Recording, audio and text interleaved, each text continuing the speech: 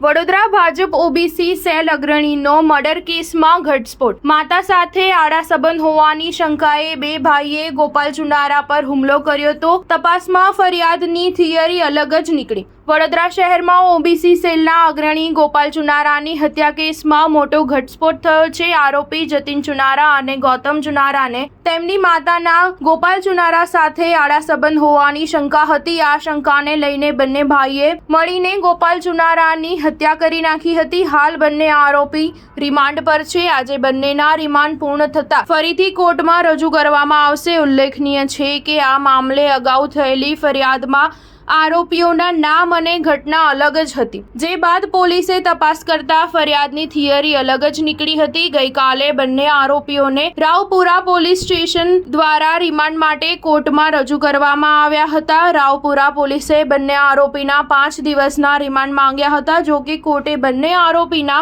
1 દિવસના રિમાન્ડ મંજૂર કર્યા હતા। આજે બંને આરોપીના રિમાન્ડ પૂર્ણ થતા ફરીથી કોર્ટમાં રજૂ કરવામાં આવશે। આ મામલે એસીપી અશોક રાઠવાએ જણાવ્યું હતું કે આરોપી જતીન ચુનારા અને ગૌતમ ચુનારાને શંકા હતી કે તેમની માતાના ગોપાલ ચુનારા સાથે આડા સંબંધો છે। આ શંકાને પગલે બંને ભાઈએ ગોપાલ ચુનારા પર હુમલો કર્યો હતો અને સારવાર દરમિયાન ગોપાલ ચુનારાનું મોત થયું હતું। સ્ટાર ન્યૂઝ 7 હંમેશા સચ્ચાઈની સાથે।